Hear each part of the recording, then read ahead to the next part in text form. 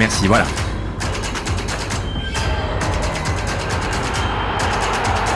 Sempre Iniesta, vai fuera de juego, vamos Iniesta! The unthinkable unfolds before our eyes! L'Express, le TGV est parti, Chabot 958, record du monde. Accélère, oui, il va aller la chercher, ne lâche pas, la victoire de Pierre Gasly. Après prolongation.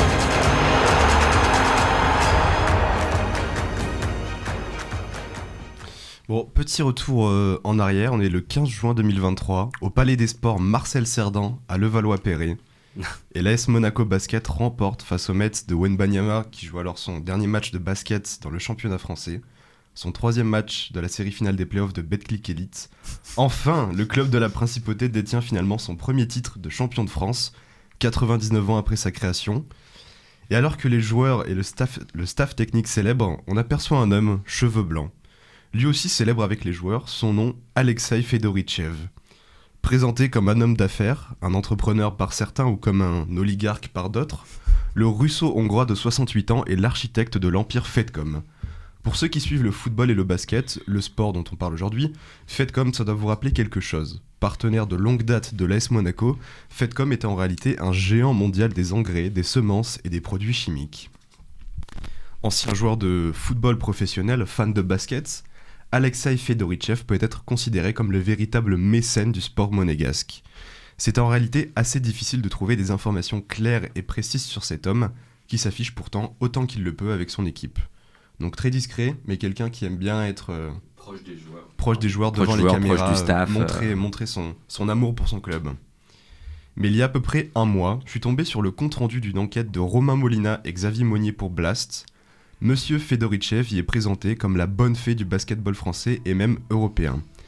Là, je viens de vous présenter Fedorichev en sa qualité de principal actionnaire de la Roca Team de Monaco, mais son emprise ne s'arrête pas seulement sur le rocher. En 2022, Alexei Fedorichev s'est offert grâce à Squeak, sa plateforme de diffusion en ligne, les droits des championnats masculins et féminins français de basket, ainsi que ceux de la Coupe de France et ceux de l'Euroleague masculine et féminine, l'Euroleague étant la plus prestigieuse compétition européenne. Actionnaire d'un club, diffuseur officiel, mais aussi sponsor principal du rival de l'AS Monaco. Non, vous ne rêvez pas, le génie de l'entrepreneuriat de l'oligarque l'a poussé à mettre en avant Squeak comme sponsor maillot de l'Asvel, club de basket historique basé à Villeurbanne, présidé par Tony Parker et qui fait partie de la Galaxy OL Group. Alors la Galaxy OL Group, c'est une holding qui détient des parts dans les équipes masculines et féminines de l'Olympique Lyonnais, dans les équipes masculines et féminines de l'Asvel, dans le club d'e-sport LDLC-OL et dans le règne de Seattle, club de football féminin américain. L'OL Group, c'est aussi le propriétaire du Groupama Stadium, là où évoluent les équipes de football à Lyon, et de la toute nouvelle LDLC Arena qui accueille les matchs de l'Asvel ainsi que des concerts. Mais le culot de ce citoyen hongrois, comme le défend son avocat, le pousse aussi à s'intéresser à la vente de plusieurs arénas en France, dont justement la LDLC Arena.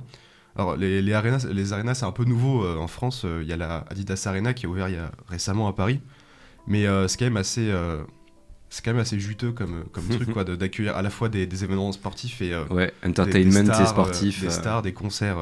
Ça paye bien quoi. Ça paye bien, ouais. Je pense que c'est un bon investissement. Je récapitule quand même. Fedorichev est actionnaire à environ 70% de l'AS Monaco Basket.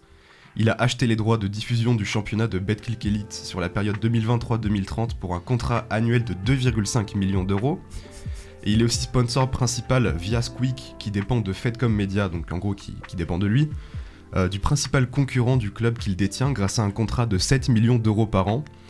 Alors, ça peut paraître... moi, ça me paraît quand même assez surprenant d'avoir un contrat de sponsoring presque 3 fois supérieur aux droits de diffusion du championnat. C'est ridicule, surtout pour le basket, c'est des sommes qui sont juste dérisoires. Et il prévoit d'acheter l'arena où évolue ce même club de l'Asvel, mais la Ligue nationale de basket assure, après une enquête, qu'il n'y a en aucun cas un risque de conflit d'intérêt. Ouais, non. Bien évidemment. Imaginons quand même à un instant une finale des playoffs entre Monaco et l'Asvel dans la LDLC Arena. Le mec a tout gagné. Donc voilà, le mec a tout gagné, les gens ne s'en rendront pas compte.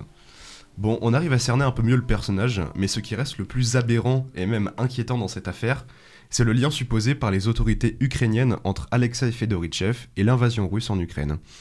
L'histoire est assez complexe, mais pour simplifier, Fedorichev est l'actionnaire dans plusieurs sociétés en Ukraine qui possèdent des entrepôts sur la mer Noire où sont stockés des engrais, des semences, vitales pour l'économie du pays.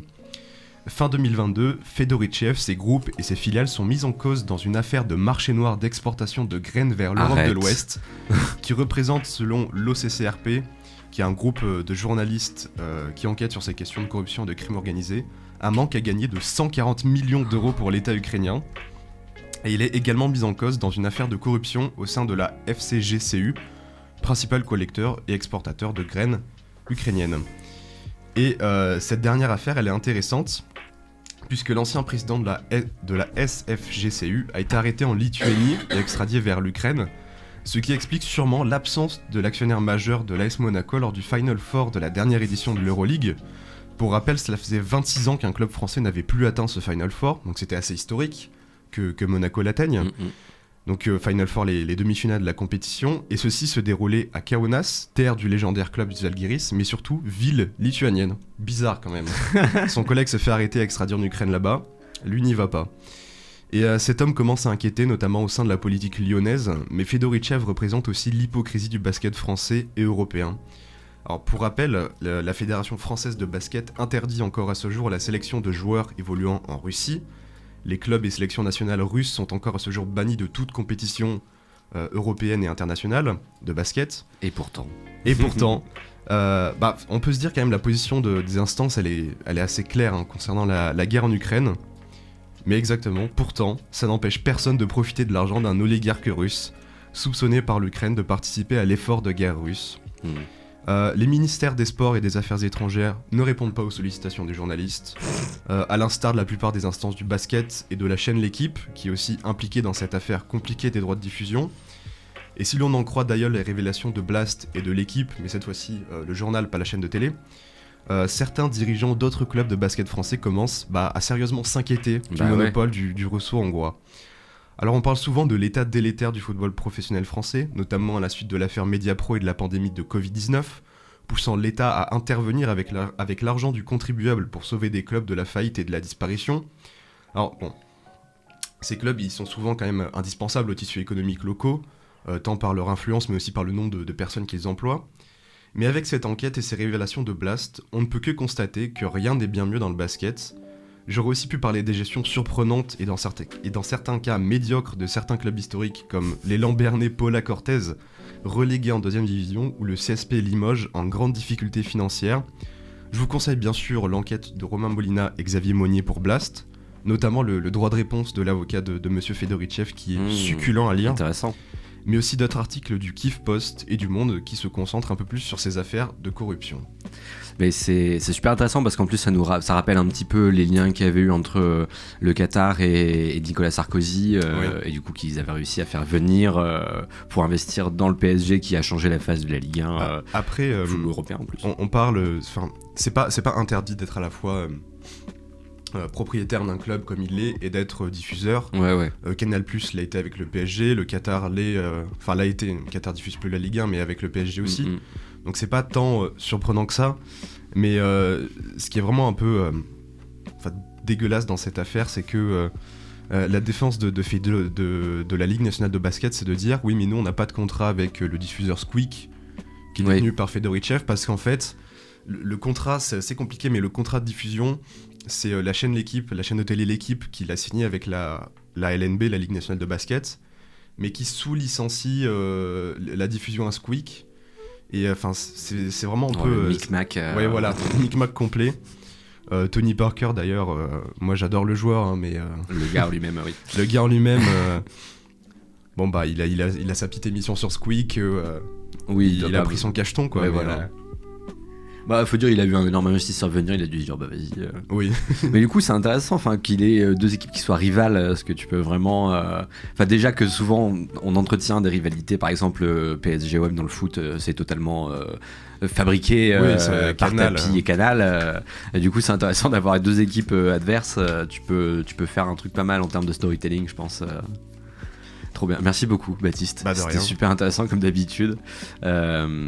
Et en plus, ça permet d'en apprendre un petit peu parce qu'on a tendance, on parle beaucoup du foot, un peu du rugby aussi, mais beaucoup moins du basket. C'est vachement cool de savoir un peu comment ça marche derrière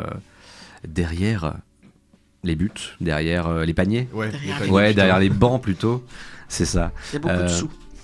Oui. Bah, moins qu'en foot, c'est sûr, mais même les sommes là, 2,5 millions pour les droits de diffusion, pour un petit peu comparer, la Ligue 1 qui va renouveler ses droits de diffusion s'attendait à atteindre le 3 milliards, enfin je sais plus vraiment, mais une somme astronomique. Et là, les négociations, c'est autour de 800 millions. Donc vraiment, la différence est énorme. Mais enfin, moi, ce qui me surprend vraiment, c'est le contrat 7 millions d'euros annuels de sponsoring, alors que les droits de diffusion sont 3 fois moins chers.